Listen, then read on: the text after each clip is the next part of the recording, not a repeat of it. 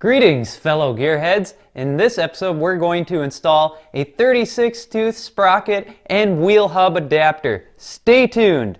Okay, so first thing we're going to do is go ahead and take this rear wheel off.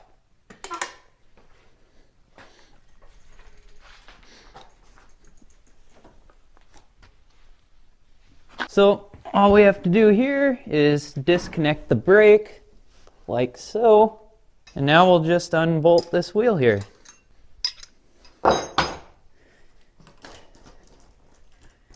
Alright, and the wheel is off. Okay, so first things first, we're going to go ahead and put the hub adapter on here. This is a really cool new thing that I'm trying out.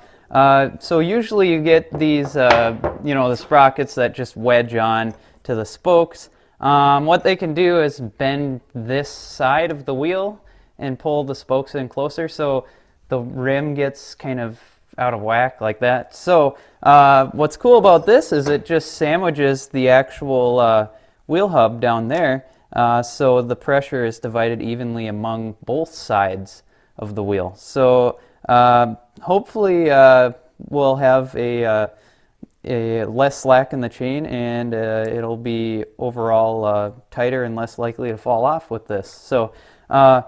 So first of all, we'll just kind of feed this in through the spokes here.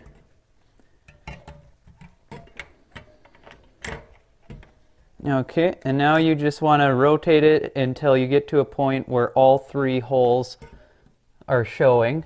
So here you can see we have kind of like a star pattern. We're inside a triangle of each spoke. So this is, it depends on how your spokes are laced, but this is what's going to work best on this wheel and most 26-inch wheels.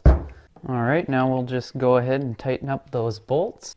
And you want to make sure to tighten these evenly, so that way you have an even gap between here and here when you're done.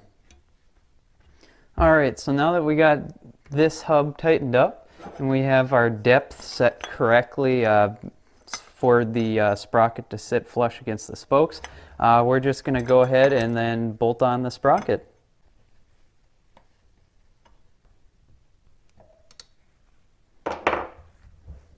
Okay, so now we're just going to go ahead and put the wheel back on.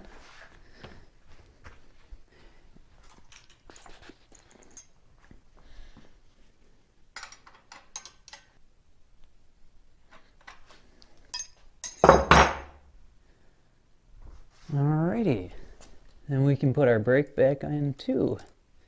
Alright, now we're going to go ahead and put the chain on from the engine over to the wheel. Okay, so here we got our chain, we got our master link split. So you want to start by feeding it onto the sprocket, but you're going to have difficulty doing that with the spark plug in. So we're going to go ahead and remove that spark plug. Okay, so a helpful tip here, you can actually use your spark plug wrench to rotate this shaft as well. So now we're just going to go ahead, loop the chain around onto the sprocket here. Okay, so what you want to do here is pull the chain tight, so there's no slack on the top or the bottom, and then just line this up until you get close to another link that you should be able to hook up to, and then keep in mind it has to be the opposite of the other link. So if you have an outside link, which the master link is, you need an inside link where you're going to split that chain. I'm going to go ahead and mark that, and then we'll separate that with the chain breaker tool. So now I got my handy dandy chain breaker tool here. You might have trouble finding some for 415 because the bikes are 410, and smaller does work, but it's just a lot of wrenching, so it's a lot easier to get a bigger motorcycle chain breaker and then just shave down the smallest pin that comes with it to fit this chain. It's a lot less work. So basically you're just going to line up the pin here, just like that. Then you're going to put your wrench on there, and then the pressure will just push that pin right through and it'll divide the chain in two pieces. Now basically all we're going to do is pull those together and make sure they line up. So first things first, we're going to have to loosen this wheel a little bit. There's not really a way of getting around that.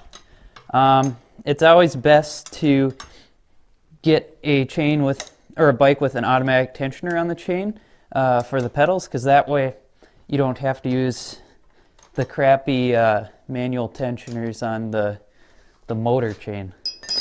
See, we can just kind of wiggle that up forward. And then you can just line this right up.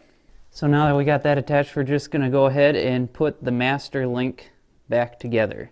Okay, so now that we got the master link back on and the wheel tightened up, we can go ahead and put the clutch cover on. Now, you'll see here that the clutch cover won't go on all the way on the left side. And that's because these engines were designed to have a smaller chain going through here. And what happens is this chain actually rubs against the clutch cover. We're going to go out to the bench grinder and we're going to grind a notch here so the chain doesn't rub against it, and then we'll be able to bolt this on and it'll sit flush.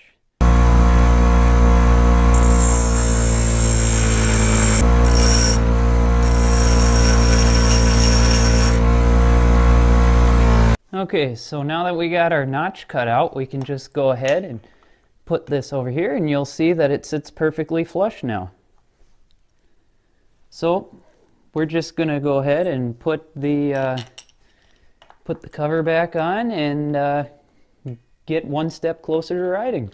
Alright, thanks for watching today, guys, and being a part of the story as I build my awesome motorized bike. I think this one's going to be a lot of fun. Make sure to stay subscribed and click that bell icon so you get notified when the next video is uploaded.